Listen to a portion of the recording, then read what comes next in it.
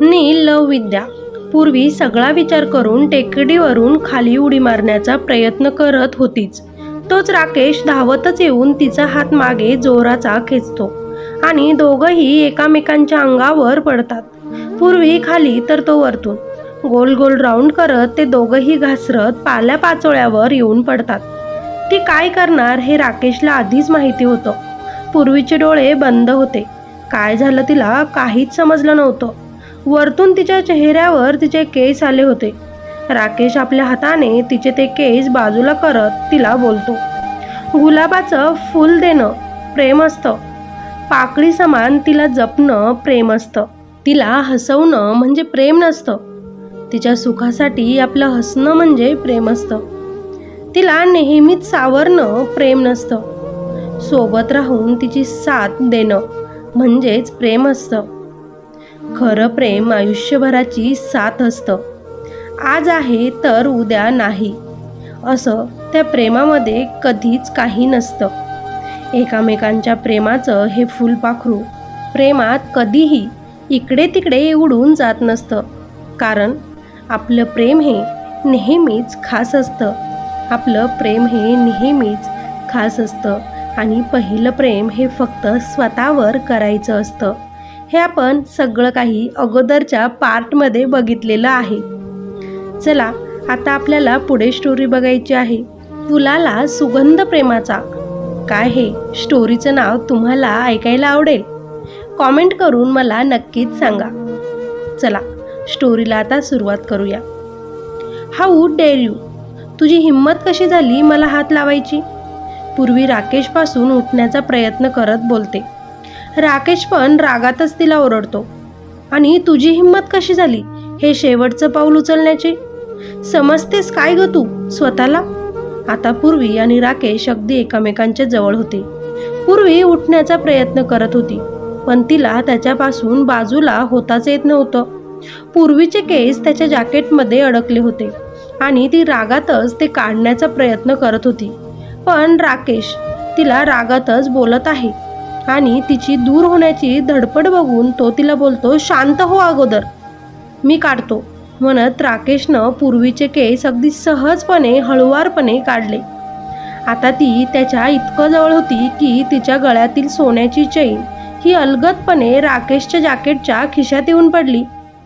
आता मात्र पूर्वी परत एकदा त्याच्यापासून पटकनच बाजूला होत इकडे तिकडे बघून पुढे जायला लागली. कदाचित आज तिच्या मनात फक्त स्वतःला संपवण्याचा विचार होता आणि राकेशनं तिला असं वाचवून तिचा पूर्ण प्लॅन खराब केला होता. आता जेव्हा ती परत पुढे जायला लागली तेव्हा मात्र राकेश पटकनच तिच्या समोर जात तिला बोलला, मला वाटलं होतं तू खूप ब्रेव गर्ल आहे, पण तू तर अगदी कमी शिकलेल्या मुलीसारखं वागत आहेस. काय चाललंय तुझं नक्की, समजेल का मला? राकेश पूर्वी समोर जाऊन तिच्या डोळ्यात बघतच तिला बोलतो, तुला काय करायचं आहे रे? माझ्या मनात काहीही चालू असू दे, मला जे करायचं ते मी करेन. तू कोण आहे जो मला प्रश्न करत आहेस? पूर्वी रागातच त्याने विचारलेल्या प्रश्नाला उत्तर देते. तेव्हा राकेश तिला बोलतो, हे बघ पूर्वी, मला माहिती आहे तू इथे काय करायला आली होती ते, त्यामुळे मला वेड्यात काढायचं काम करू नकोस. आणि तुला माहिती आहे का, पहिल्यांदा जेव्हा मी तुला बघितलं होतं ना, जेव्हा ॲक्सिडेंट झाला होता तेव्हा मला तू खूप अकडू वाटली होती. असं वाटलं तसं तू खूप जिद्दी, घमंडी, वाईट मुलगी आहेस, जिला एका छोट्या मुलीची, आजीची सुद्धा काळजी वाटली नाही किंवा क्यू आली नाही.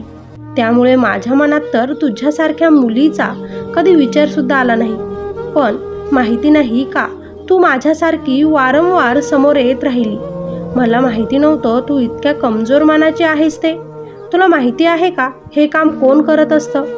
जे आयुष्यात खूप मोठी चुकी करतात ते, ज्यांच्याकडून नकळतपणे काहीतरी चुकीचं घडतं, ज्यानं कुणाचं तरी खूप मोठं नुकसान होतं आणि ती नुकसान भरून देता येत नाही, म्हणून ते लोक हे असे पर्याय निवडतात ज्यानं ते त्यांचं नुकसान भरूनही देत नाही आणि आपलं स्वतःचं नावसुद्धा खराब करून घेत असतात. तूही ह्याच लोकांमधली आहेस हे बघून मला खूप वाईट वाटलं, म्हणून तुला विचारत आहे, का करत आहेस तू हे सगळं? हे बघ मिस्टर, काय करत आहे किंवा काय करत नाही हे तुम्ही मला सांगू नका आणि विचारूसुद्धा नका. कोण आहात तुम्ही आणि का मी तुम्हाला उत्तर देऊ? मी जशी आहे ना तशी आहे आणि मी काहीही उत्तर देणार नाही. मी काहीही करत असू द्या, तुम्ही प्लीज इथून निघून जा. मला एकटं सोडा प्लीज. मला आज तुमच्यासोबत कशाचंही भांडण करायचं नाही किंवा काही बोलायचंही नाही. त्यामुळे थँक्यू सो मच. तुम्ही आता जाऊ शकतात. पूर्वी डोंगरांकडे बघत त्याला बोलते. पण पाठमोरी उभी असणारी ती पूर्वी तिच्याकडे बघून राकेशला मात्र तिथून अजिबात जाऊ वाटत नाही. हे बघा मिस पूर्वी, मला काही शॉक नाही इथे उभं राहून तुम्हाला हे असं बघण्याचा, पण एक माणुसकीच्या नात्यानं मी तुमच्या मागे आलेलो आहे. मागाशी बघितलं मी हॉटेलच्या बाहेर तुम्ही कशा रडत होतात ते, आणि जशा प्रकारे तुम्ही तिथून तुमची गाडी बाहेर काढली त्याच वेळी माझ्या डोक्यामध्ये हे सगळं आलं आणि म्हणूनच मी तुमच्या मागे माझी गाडी घेतली. आता लगेचच पूर्वी राकेशकडे बघते. तू काही अंतर्यामी आहेस का तुला माझ्याबद्दल कळायला? आणि जरी वाटलं असेल काही कळालं असेल तरीही तू माझ्या मागे का आलास? नव्हतं यायला पाहिजे. नाही इच्छा माझी जगायची. का जगू मी? कुणासाठी जगू? कशासाठी जगू? मला तर हे वाटत आहे की मी जन्मालाच का आली?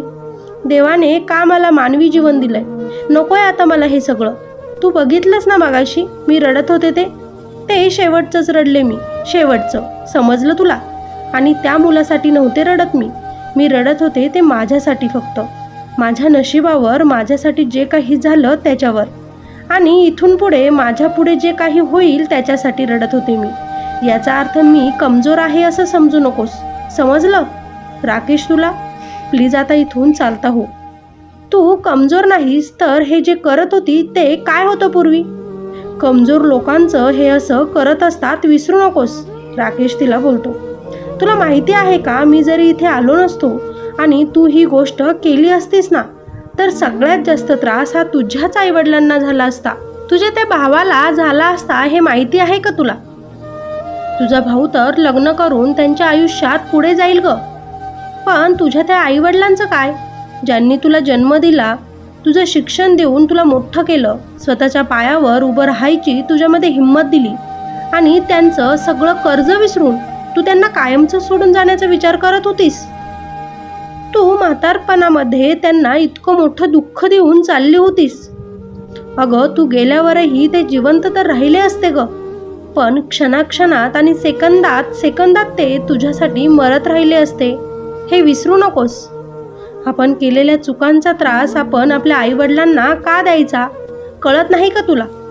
तुला माहिती आहे का की हीच गोष्ट काही महिन्यांपूर्वी मी माझ्या आईवडिलांसोबत करत होतो. म्हणजे किती त्रास दिला मी त्यांना मी तुला सांगू शकत नाही.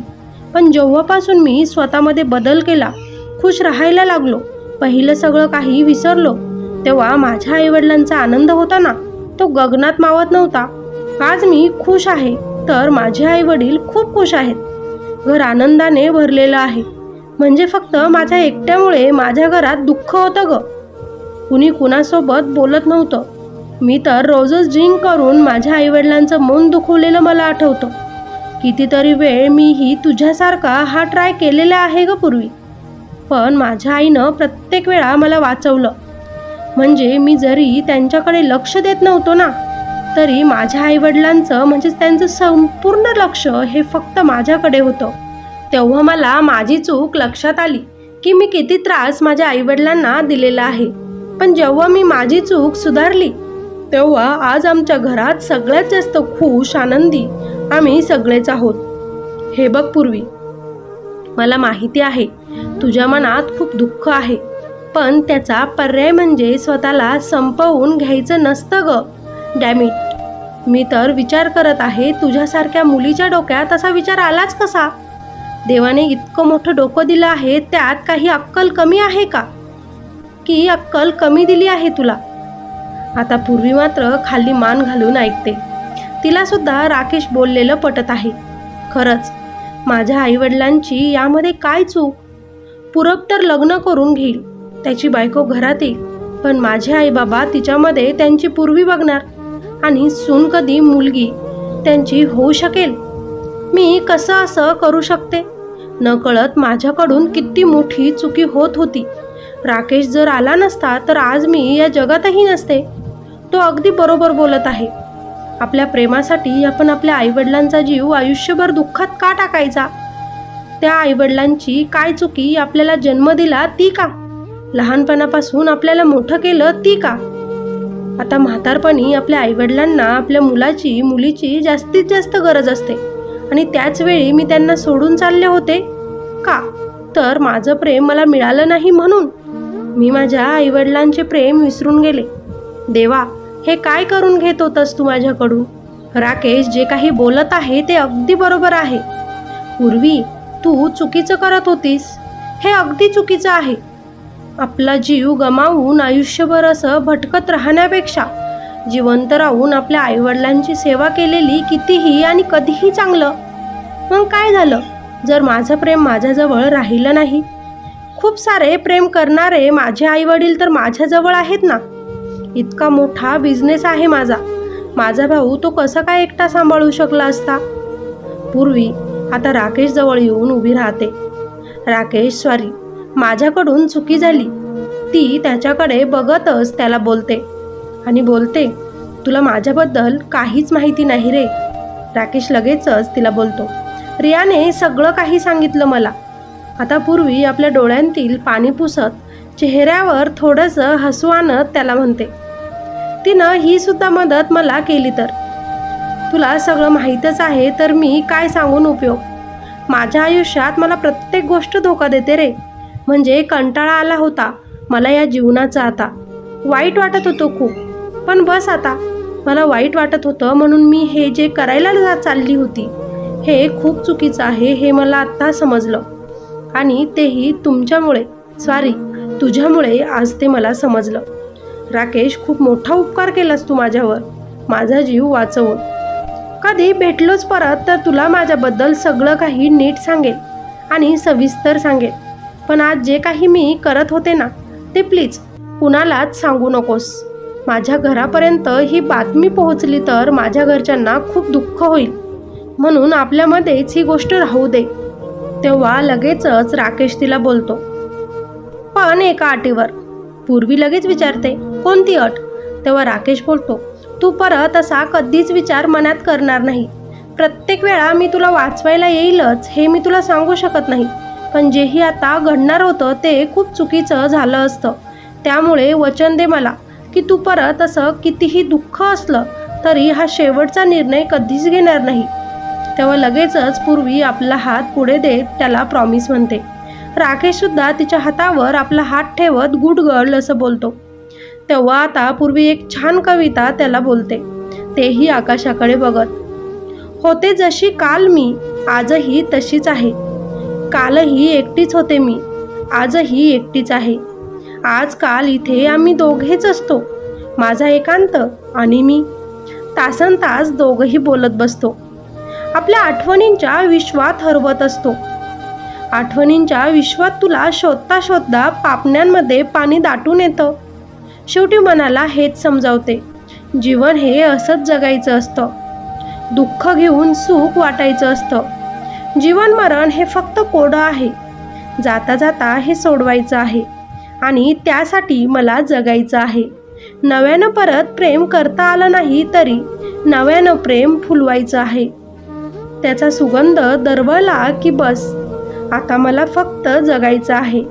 फुलाला सुगंध प्रेमाचा, फक्त आता ते फूल मला जपायचं आहे. तिची कविता ऐकून राकेशला सुद्धा थोडंसं डोळ्यात पाणी येतं. कदाचित त्यालासुद्धा विद्या आठवली असेल, पण ती आता आयुष्यात तिच्या पुढे जाईल हे बघून आता राकेशला आनंदही झाला होता. म्हणजे मी काही दिवसांपूर्वी अशाच दुःखामध्ये होतो जी आज पूर्वी आहे हे त्याला रिअलाईज होतं. आयुष्यात प्रेम किती महत्त्वाचं आहे आणि ते नसल्यावर, दूर गेल्यावर किती काही घडू शकतं हे त्याला आता समजत होतं. म्हणून तोही म्हणतो की फूल म्हणजे प्रेम आणि फुलाला सुगंध प्रेमाचा. हे मला आज स्पष्टपणे कळालं आहे. चला तर मग स्टोरी कशी वाटली कॉमेंट करून मला कळवा. फुलाला सुगंध प्रेमाचा स्टोरीला नाव द्यायचं का? तुम्हाला आवडत असेल तर आपण हे नाव नक्की देऊ. किंवा तुमच्या डोक्यामध्ये अजून काही नवीन नावाची कल्पना असेल तर मला नक्कीच कॉमेंट करून तसं कळवा. आणि हो, गावाकडे आल्यामुळे मला स्टोरी लिहायला आणि परत ती एडिट करून त्याला व्हॉइस द्यायला जमलंच नाही. आणि तुम्ही म्हणाल तर सिरियलच्या अपडेट कशा देत होती, तर त्या मला ऑलरेडी एडिट करून येत होत्या म्हणून मी फक्त तितकं काम केलं. पण सगळ्यांनी समजून घेतलं, त्याच्यामुळे खरंच धन्यवाद. स्टोरी बरोबरच मी सिरियलच्या अपडेट ज्या असतात त्यासुद्धा आता माझ्या चॅनलवर शेअर करण्याचा विचार करत आहे. त्यामुळे मला नक्कीच सांगा की तुम्ही कोणती सिरियल बघतात आणि तुम्हाला कोणती सिरियल आवडते, जिची अपडेट रिव्ह्यू मी तुम्हाला माझ्याकडून ऐकायला आवडेल. मला नक्कीच कॉमेंट करा आणि माझ्या चॅनलला भरभरून असं प्रेम द्या. काही चुकत असेल तरी मला नक्कीच ते सजेस्ट करा, सांगत जा. आणि हो, चॅनलवर नवीन असाल तर प्लीज माझ्या चॅनलला सबस्क्राईब करायला अजिबात विसरू नका. आणि हो, स्टोरीलासुद्धा लाईक नक्कीच करा. आणि हो, परत एकदा मला नक्की सांगा की स्टोरीला काय नाव द्यायचं. चला भेटूया आता नेक्स्ट पार्टमध्ये. तोपर्यंत धन्यवाद.